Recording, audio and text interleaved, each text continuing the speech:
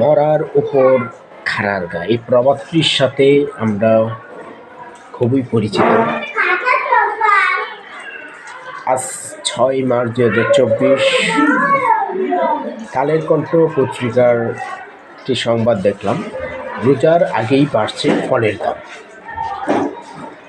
বাংলাদেশে একের পর এক জিনিসের দাম বেড়েই যাচ্ছে।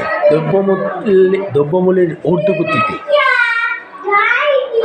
সরকারের পক্ষ থেকে এখনো পর্যন্ত কোনো গুরুত্বপূর্ণ কঠোর ভূমিকা দেখা যায়নি।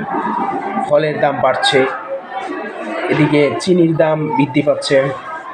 এই অসাধু ব্যবসায়ীদের রোষানলে দেশের মানুষ মরার উপর খাড়ার গার শিকার হচ্ছে, বারবার হতাশার নিমজ্জিত হচ্ছে। দেশের মানুষের স্বস্তি নেই।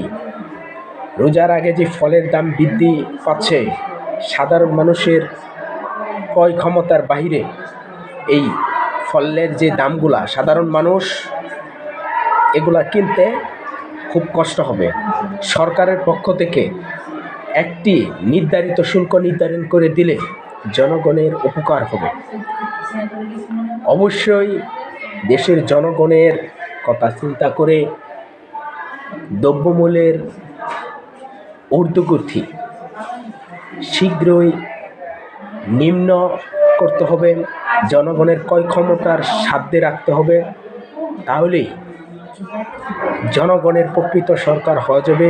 রাষ্ট্রের কর্তা হিসেবে জনগণের প্রাধান্য দিতে হবে। কিছুদিন গত 2-1 দিন আগে দেখলাম শিল্পমন্ত্রী বলছেন যে খেজুরের প্রয়োজন নেই, বড়ই দিয়েই ইফতার করুন। আপনি যদি মানেন, আপনি রাষ্ট্রের শিল্পমন্ত্রী, আপনি যদি কমিটমেন্ট দেন জনগণের কাছে, বাংলাদেশের মানুষের কাছে কমিটমেন্ট দেন যে আমি খেজুর দিয়ে ইফতার করব না, আমি বড়ই দিয়েই করব, তারপর দেশের জনগণ চেষ্টা করবে যে ইফতার করবে কি না, খেজুর রাখবে কি রাখবে না, না বড়ই দিয়েই করবে।